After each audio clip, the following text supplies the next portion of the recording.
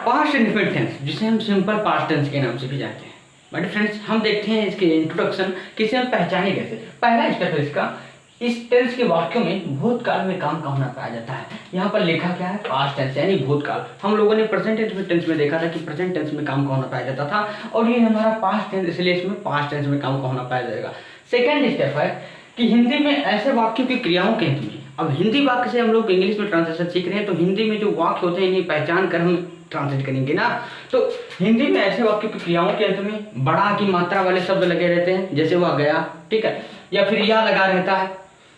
बड़ी ई की मात्रा वाले शब्द लगे रहते हैं, ये लगे रहते हैं, या फिर था लगा रहता है, थी लगे रहते हैं, थे लगे रहते हैं, या फिर ता था, ती थी, ते थे, ऐसे वर्ड्स लिखे रहते हैं। तो हमारे फ्रेंड्स, इन वर्ड्स के जरिए आप पहचान सकते हैं कि हमारा पास्ट इंडेफिनिट टेंस यानी सिंपल पास्ट टेंस है। हमारे फ्रेंड्स, आइए हम लोग समझते हैं कि अफर्मेटिव सेंटेंस के वाक्यों को हम लोग कैसे ट्रांसलेट करते हैं। अफर्मेटिव सेंटेंस के वाक्यों को ट्रांसलेट करने का स्ट्रक्चर क्या होता है, कौन से वर्ब की फॉर्म को अप्लाई करते हैं हम पास्ट इंडेफिनिट टेंस में, आइए बहुत ही डिटेल समझते हैं।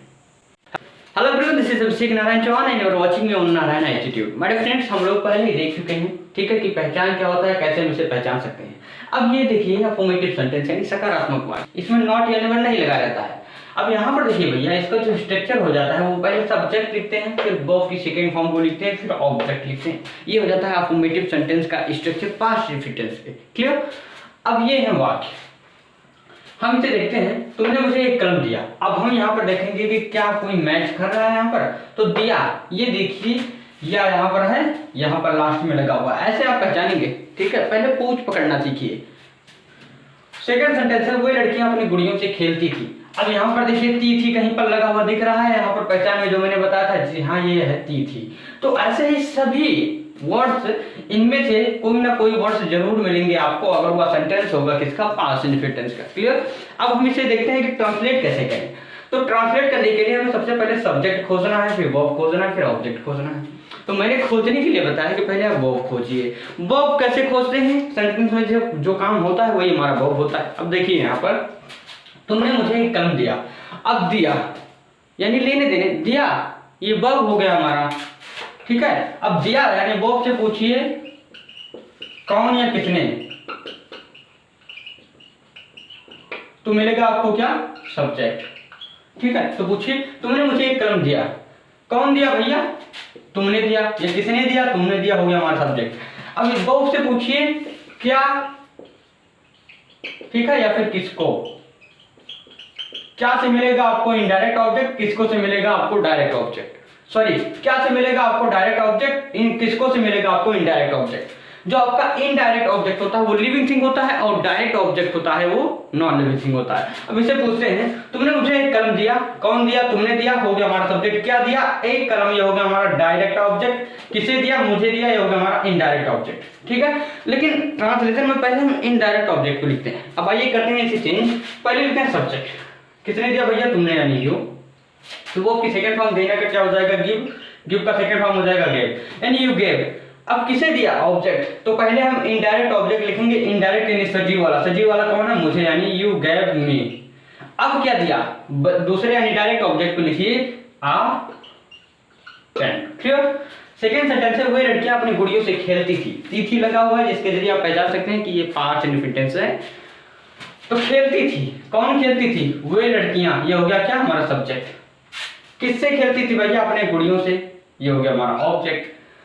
तो खेलना वो, ये हो गया ऑब्जेक्ट, ये हो गया सब्जेक्ट। सबसे पहले लिखना है सब्जेक्ट, वे लड़कियां यानी दोज गर्ल्स,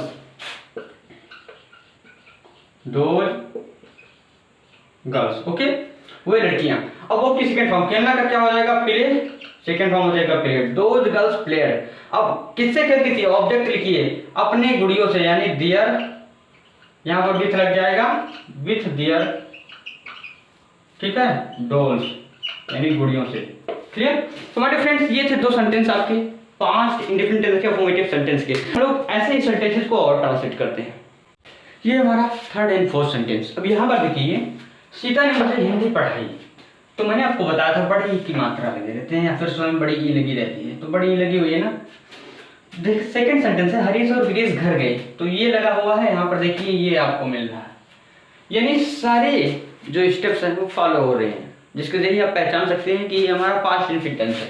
अब ट्रांसलेट करने के लिए मैंने आपको बताया वर्ब, वो आपसे पूछिए कौन या किसने का प्रश्न करिए कि किसने यह काम किया या कौन यह काम किया, तो सब्जेक्ट मिल जाता है आपका। और क्या या फिर किसको का प्रश्न करते हैं तो हमारा ऑब्जेक्ट मिल जाता है। क्लियर? अब करते हैं इन सेंटेंस को ट्रांसलेट। यहाँ पर देखिए भैया, सीता ने मुझे हिंदी पढ़ाई, किसने पढ़ाई? सीता ने, हो गया हमारा क्या सब्जेक्ट, क्या पढ़ाई?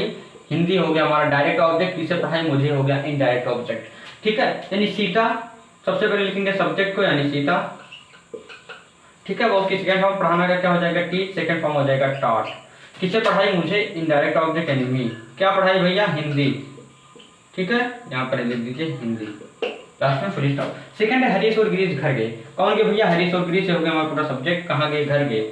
ठीक है, घर हो गया ऑब्जेक्ट और गए हमारा वो।